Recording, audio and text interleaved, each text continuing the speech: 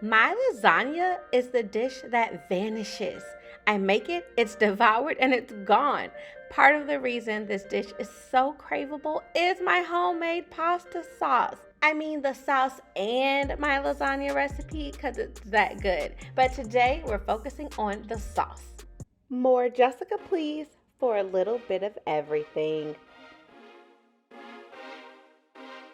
Let's get into how I make my sauce. First things first, I start with these peeled tomatoes.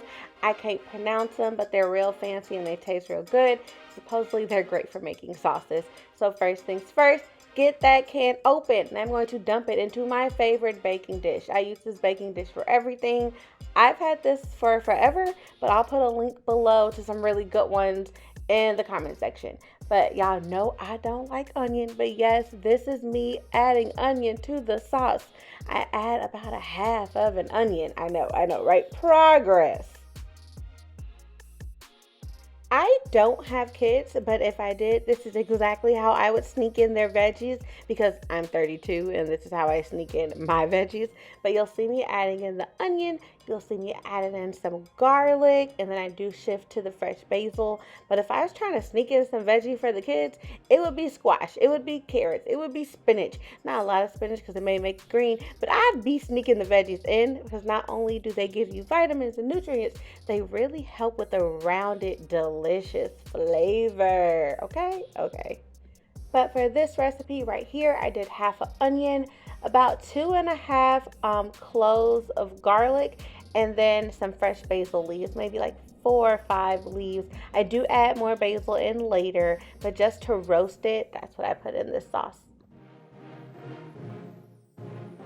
So after I get everything in my baking dish, I go in and I just stuff some of my vegetables in under the natural sauce a little bit more to really get them steamy in there. You don't have to do this step, and it's perfectly fine if your tomatoes aren't as saucy. I just had a really saucy batch, so I took advantage of it. But after it's all in there, it's ready to go in the oven. I bake this slow and low. My oven's on 275, and I bake it for about 2 hours. You don't have to do it for the whole 2 hours, but I had nothing else to do, so yeah, 2 hours it was. Even though it was slow and low, it's still hot. We can get it out, put on some oven mitts, don't mind my mismatch oven mitts. But it's still hot, but we can still work with it. This is what it typically looks like. Yum, yum, yum, yum, yum, yum.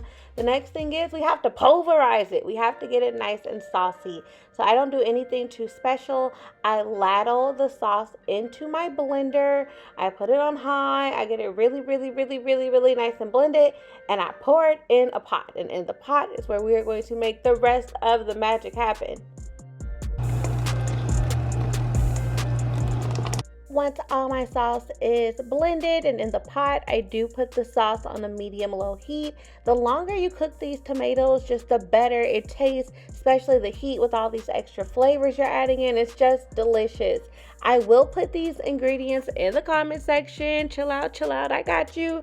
We have a whole lot of Italian seasoning, a pinch of salt, a pinch of sugar, just a little bit, pepper, what else in here? Garlic powder, cayenne pepper, olive oil, and white wine vinegar. Not the secret ingredient. I haven't told you the secret ingredient yet, but just check the comments just in case I forget one. I definitely will put it there.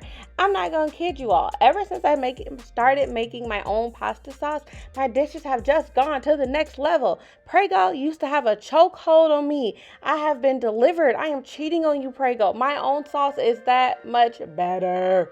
This is my second time recording this voiceover because I live in downtown Chicago and you could definitely hear the police sirens all in my last recording. But as I was saying, from this angle, you can see the olive oil. It's oily, but it's good. You don't have to use as much as I did. But this is the secret ingredient, a big old dollop of pesto. My aunt lived in Italy for years and she actually gave me this tip. I personally like to use the refrigerated pesto and I used half a container of that, but there are many great pestos in the pasta aisle as well. Keep in mind, many pestos do have pine nuts, so if you have a nut allergy, don't use pesto. But it takes the dish to a whole nother level.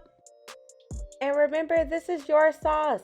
If you want to add less pesto, add less pesto. If you want to add more cayenne pepper, add more cayenne pepper. But guess what? With that, you're done. You've made your own sauce.